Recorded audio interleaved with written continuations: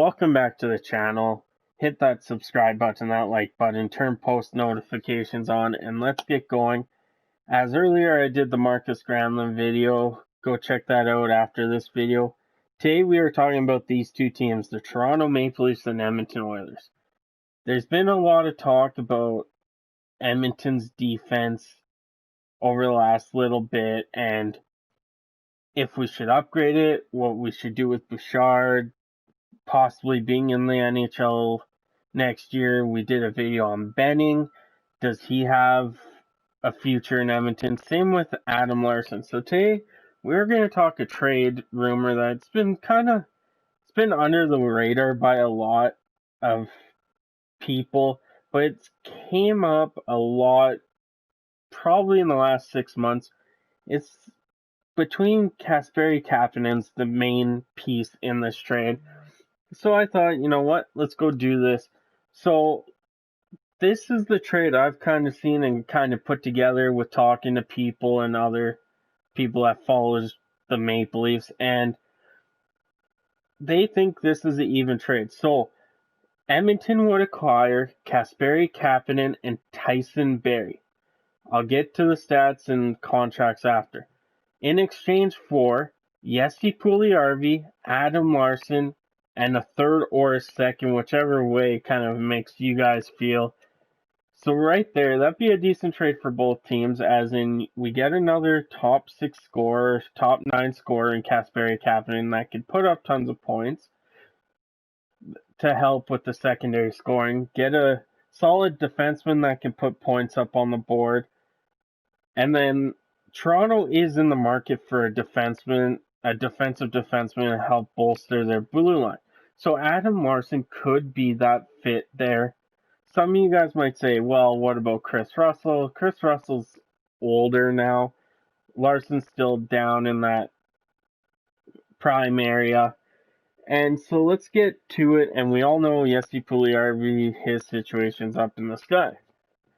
So Adam Larsson played 49 games this year. He had 6 points and was a plus minus of 0. He has 127 points in 547 games in his career with a plus 16. So right there gives Toronto that defensive guy, because they got a lot of offensive talent and offensive defensemen, that they need a guy like Larsson that can sit back, play defensive, and so on and so forth. Now, we all know Puljujarvi, 53 points, I believe it was, in the Finnish league this year. Well, in his career, if he only has 37 points in 139 games. Going fourth overall, yeah, we can see why that's bad. But he is only a minus 10. That's pretty good considering some of our top end players are worse than that. So that plus minus, it gives them that, fourth liner scoring that they're trying to look for as well in this trade. And of course, the third overall pick, or the third round pick, would kind of sweeten the deal because they are taking a little bit more salary cap in a sense because of how the contracts are this year. Now we go to Tyson Barrie. He played 70 games for the Maple Leafs this year, was a minus 7, but had 39 points, 5 goals, 34 assists. That would be one of the top defensemen on the Edmonton Oilers roster this year. So why not go after him like that? Then we go look at, Kasperi Kapanen. He had 13 goals, 23 assists in 69 games for 36 points. He's a plus 6 in his career. He was a plus minus 0. So his 5-on-5 numbers are decent when he's on the ice. Like I said, we'll look at the contracts. So, we'll start with Toronto side. Kasperi Kapanen is, let me just see it, he's a 3 years RFA, so he'll make $3.2 million and be an RFA after, which is a decent contract for the Edmonton Oilers to take, and that fulfills Adam Larsson's contract. The only thing is, Tyson Barrie is a UFA this year, so we would be trading for Tyson Barrie's rights, but if we could do a sign-in trade or something, that makes it even better. Now you look at the Edmonton Oilers side. Puljujarvi's not making anything. If he does decide to sign in Toronto would probably be no more than $2 million for sure. Safe to say. And then you look at Adam Larsson.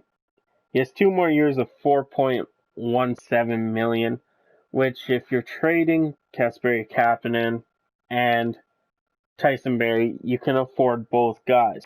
Salary caps are pretty much equal when it comes to the sense of that.